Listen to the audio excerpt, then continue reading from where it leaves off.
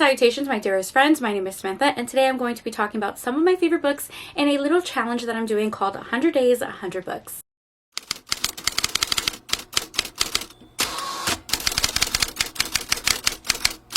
Hi, hello, how are you? Welcome back to my channel, and welcome back to 100 Days, 100 Books. This is a series that I have been doing on my channel for a couple weeks now. Essentially, it is a place for me to recommend all of my favorite books. My TikTok and my Instagram, I am doing short videos, little clips where I recommend one of my favorite books of all time, and I am doing that every day for 100 days. And then here on my YouTube, kind of longer form content, I am just updating you guys weekly on all of the books that I recommended that week. 100 Days, 100 Books is a little challenge I'm doing for myself so I can have a set place with all of my recommendations. I am also a little bit of a mood reader. I tend to read a variety of genres like cozy mysteries, fantasies, romances, fan fiction, a little bit of everything. And there's a lot of books that I really love that didn't really fit into a video, or books I read a long time ago and I haven't really talked about recently. So it's kind of just bringing up all of the favorites, all of the genres, all of the things. If you want to see daily recommendations and daily content, go ahead and follow me over on TikTok and Instagram. I am Books with Samantha everywhere, TikTok, Instagram, and YouTube. Over there, I recommend books in a little bit of a shorter format. Instagram only gives me 1 minute and 30 seconds. So I am recommending books very quickly. I have graphics and I even pair songs that I think go with a book really well, like with a vibe. So I just have a lot of fun over there if you want to go follow it. What this video is I'm going to be giving 7 recommendations throughout the week. I kind of pop in, turn on the camera, and give you a quick recommendation. So you will see several clips this week of me recommending some of my favorite books. I don't want this intro to get too long, but that is the concept of this video and of this challenge. There is a playlist if you have missed any previous weeks and want to catch up. I'll leave that down below. If I have filmed any reading vlogs or specific videos about any books that I mentioned this week, that will also be linked down below. So yeah, I'll go ahead and hop in on all the clips and all the recommendations. So hi there, hello. I'm here for my next recommendation, and I decided to recommend a contemporary romance. I haven't talked about a contemporary romance in a while, I feel like. Typically I don't tend to gravitate towards contemporary romances. I like to read, you know, something that's a little more bonkers, like Omegaverse, paranormal romances. But every once in a while, I'll find a contemporary romance that just clicks for me, and that is definitely Forget Me Not by Julie Soto. This is a angsty second chance romance with a grumpy sunshine trope, which are literally 2 of my favorite tropes ever. It follows our heroine, who is a wedding planner, and she's really working on getting her business started. She's worked in the wedding industry for a really long time, and she's so good at it, but she wants to make a name for herself. And she gets the opportunity of a lifetime when a very popular celebrity hires her to plan her wedding. The only problem is that the couple are pretty dead set on what florist they want, and it happens to be our heroine's ex-boyfriend. Elliot is our grumpy hero and a florist. He has taken over his family's business, and the 2 of them dated a few years ago, and you know that it didn't really end well, but they have to work together to make this wedding happen. What I really loved this book is you get to see the backstory between our characters. It is told in dual point of views and dual timelines. In Elliot's perspective, our hero, you are seeing it 5 years ago when they meet for the first time and they fall in love for the first time and everything that happened. And then our heroine's perspective, it's current day, and you get to see them, you know, finding their way back together. And it's so romantic, it's so angsty, has all the tropes that I adore. I truly think that this is a perfect romance. It does everything so well. It's funny. Like, I don't know how to explain it. It's almost like a romantic comedy because the characters' banter is really funny, but it's also very emotional at the same time. And you just like root for our characters and you love them individually as well as together. It's perfect. It's so perfect. So if you're looking for a good romance to pick up, I highly recommend Forget Me Not by Miss Julie Soto. I did get to meet her at a festival, like a book festival, and it was so cool. She's the sweetest and the cutest, and yeah, that's it. That's my recommendation for today.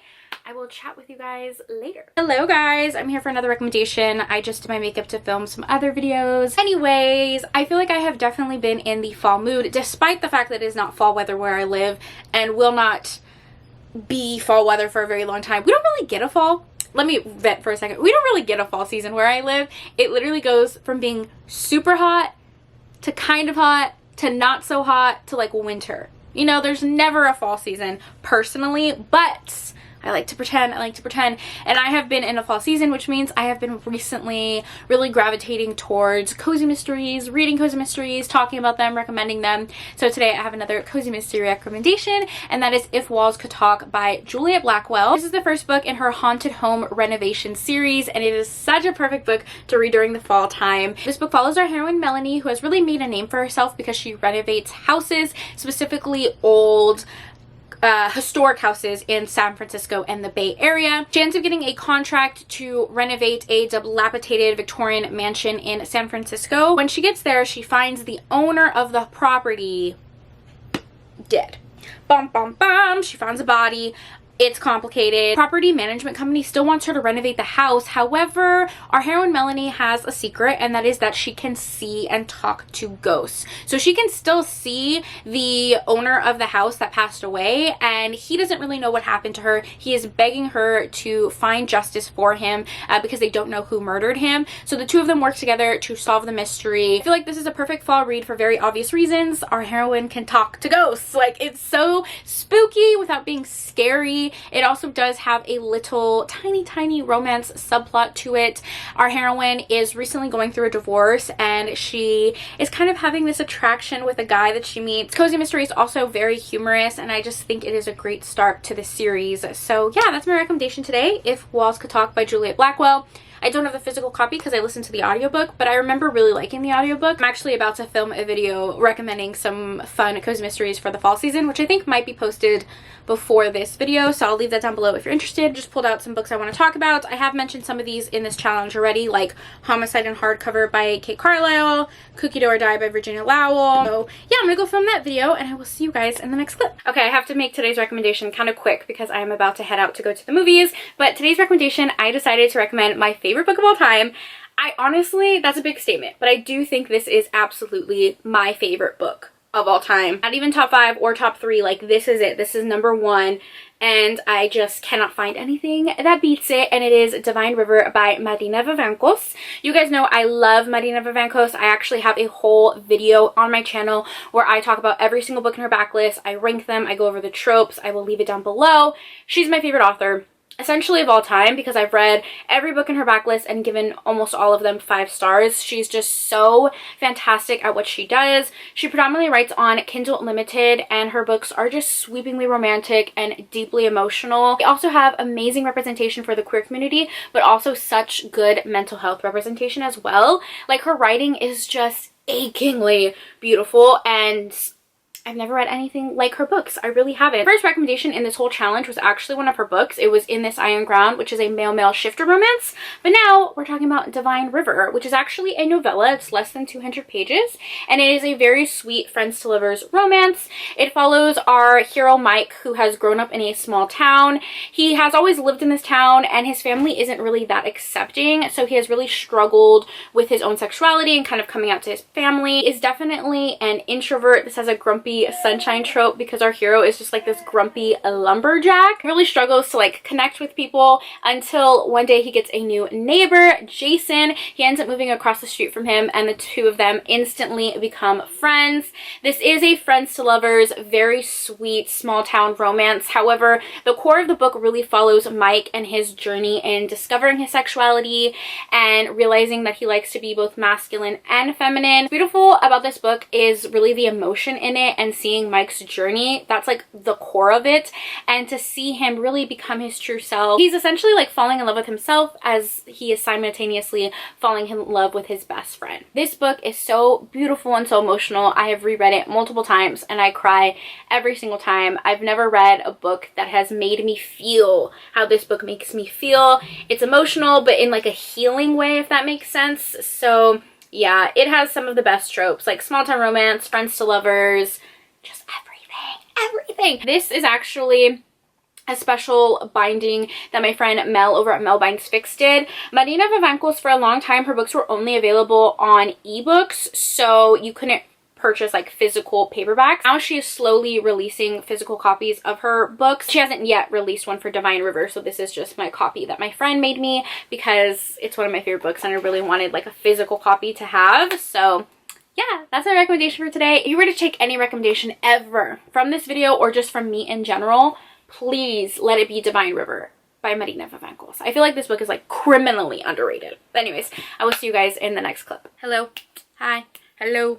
I am tired. It's nearly 1 o'clock in the morning and I realized I needed to film this video. I have talked about this book quite a bit on my channel. I read it a couple months ago and it has quickly become my favorite read of the year, and that is Burnout by Rebecca Genchak. Prior to this, I had read one of her hockey romances and I did enjoy that one, but this one I was completely blown away with. It is easily one of my favorite romance books. So it is a sports romance with a grumpy sunshine pairing. It follows our characters Knox and Avery. Knox is a professional motocross writer and he's not exactly known as being a team player, so he is struggling to sign with a professional team.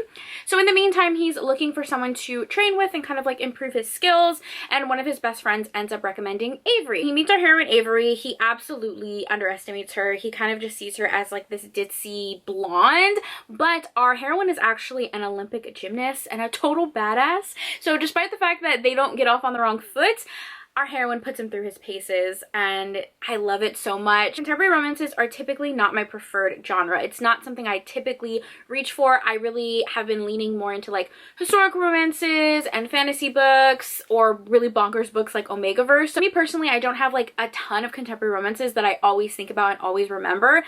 So for me personally, I don't want this to sound pretentious. This is gonna sound pretentious. For me personally, it's kind of hard for me to be impressed. Oh god, that sounds so fucking terrible.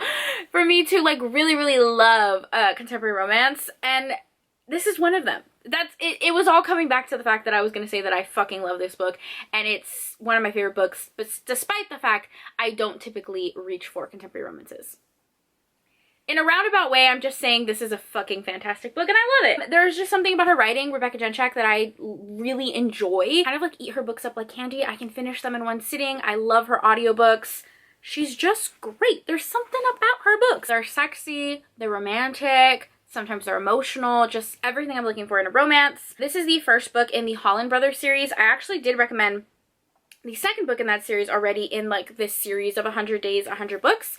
I had already talked about Playbook because this released more recently. This is the second book in the series. This is another grumpy sunshine pairing, but the heroine is the grumpy one and it is a football romance. So I absolutely love this series. Love both of these books. I don't think I've repeated too many authors in this little challenge of 100 Days, 100 Books because I want to recommend as many authors as possible. I think the authors I repeated were Marina Vivancos, obviously she's my favorite author, so I can't just pick one, and Ellie Alexander because she's my favorite cozy mystery author. But yeah, Rebecca Genchak, I had to recommend 2 of her books because both of these are my favorite. My recommendation for today, I'm very tired and I feel like I'm rambling, so I will see you guys in my next video. Or not my next video, my next clip, my next recommendation. Just goodbye. Hi, hello. A little bit of a different angle here because I wanted to show off the full strawberry dress because today we're talking about Brutal Prince by Sophie Lark.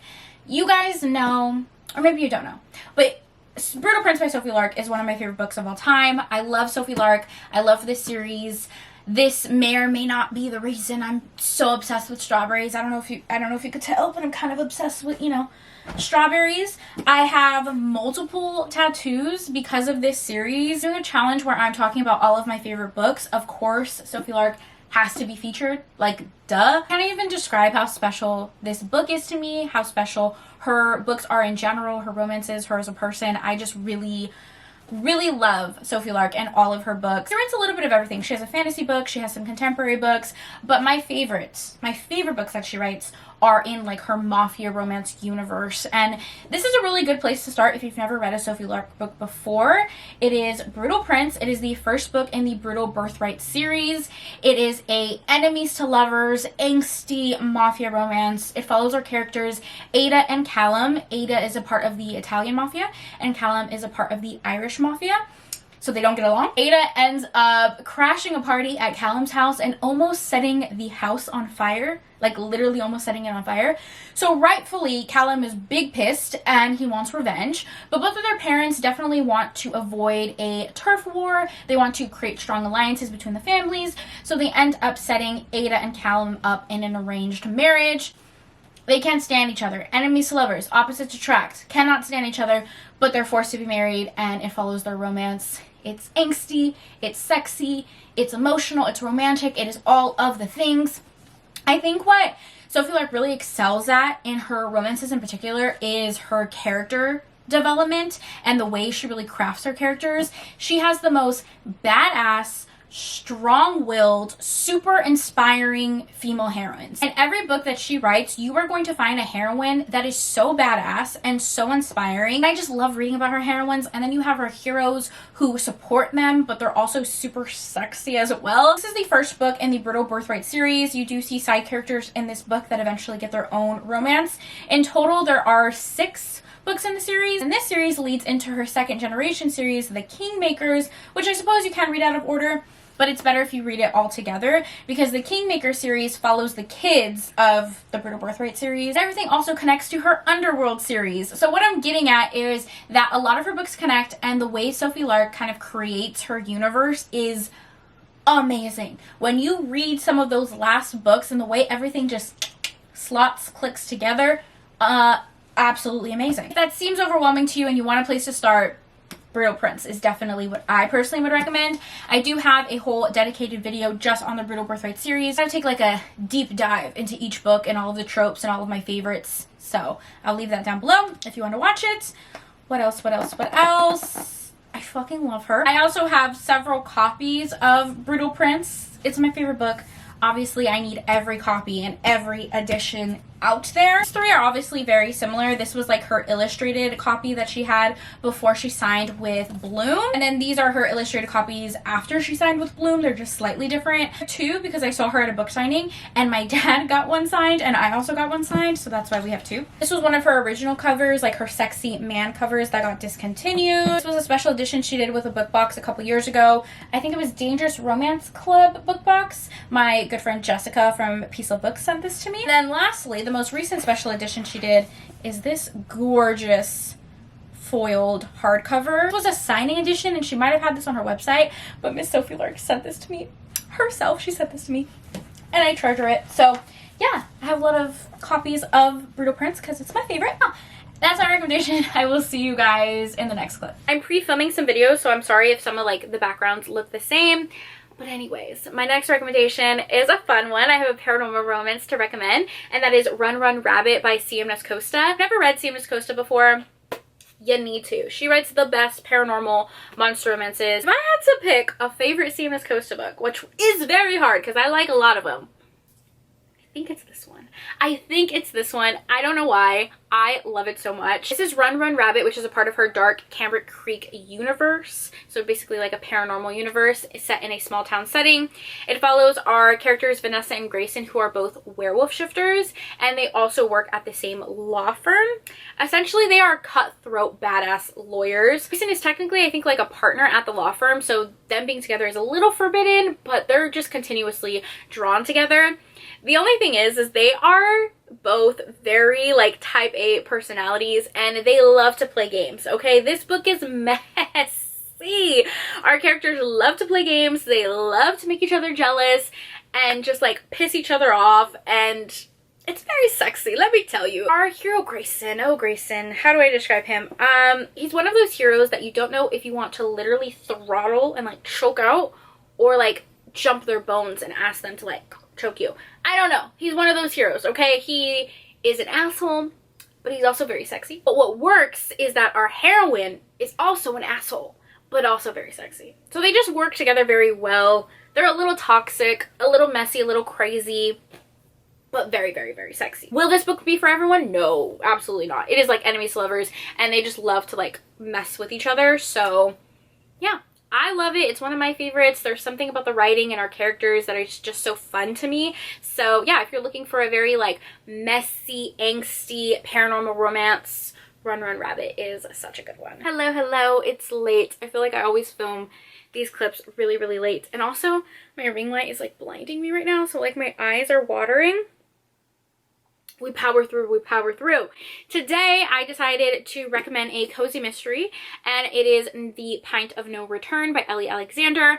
I recommended this book recently in my Cozy Mysteries Perfect for Fall video, or Fall Cozy Mysteries cozy mysteries to read for fall. I don't know what the hell I titled it. I will leave it down below. I talked about a bunch of cozy mysteries that I think are perfect for the fall season, and this was one of the recommendations, so it was like in my mind. You guys know I've been screaming from the rooftops that more people need to get into cozy mysteries, and Ellie Alexander is my favorite cozy mystery author, so obviously I will recommend her endlessly. Pint of No Return is a part of her Sloane Cross mystery series. It's technically the second book in this series. You can read them out of order because each book has a mystery that gets resolved. The reason I'm recommending this for a fall read is because it takes place during Oktoberfest. So it follows our heroine Sloane, who works at a brewery. I don't know why I always struggle to say that word, brewery. But she's a brewmaster, if you will, in the small town of Leavenworth, Washington, that is really well known for their Oktoberfest. So it's a very busy time for everyone in the town. This has become a little bit more complicated when a film crew wants to come and film a documentary on all of the breweries in town. The film director is an absolute diva and has multiple problems with people in his crew as well as people in the town, and he is found dead. So when Sloane finds him, she needs to figure out what's going on. She also needs to protect her business and make sure that they don't get like a bad reputation. So yeah, it follows the mystery. Love Sloane. She's one of my favorite female heroines to read about. Compared to Ellie Alexander's like other heroines in other series, I feel like this one feels like more adult, if you will. Sloane is a little bit older. She's going through a divorce and having to navigate her feelings about her ex-husband. She has a teenage son, so she's also learning to co-parent. She's also developing these feelings with her boss as well. It has a very small romance subplot for all of you romance readers out there. So yeah, I just feel like she's a very well-rounded character and I really love reading about her. So far I've also recommended her Bake Shop mystery series and her Secret Bookcase mystery series, so I had to round it out and recommend the Sloane Cross mystery series. My recommendation for today, and I'll see you in my next clip. Alright guys, that is it. Those are the 7 books I recommended this week. We really focused on like romances and cozy mysteries, so maybe next week I will try to recommend some more fantasies or mix it up and give you some fanfic recommendations. Anyways, I hope you guys found a book that sounded interesting. If you have read any of these books, let me know in the comments down below. If there are any tropes or genres or even like specific books and authors that you would like me to feature in the series, also let me know. I would love to do that for you. If you stayed this long in the video, what emoji should you leave me? We talked about Brutal Prince in this video, which is one of my favorite books of all time. So go ahead and just leave me a strawberry emoji, a classic Sam emoji. Leave me a strawberry emoji if you stayed this long and you enjoyed the video, so I'll know that we're bookish besties. As always, thank you so much for taking time out of your day to spend time with me. It means the absolute world to me. I hope you guys are all staying happy and healthy, and I will see you in my next video. Bye!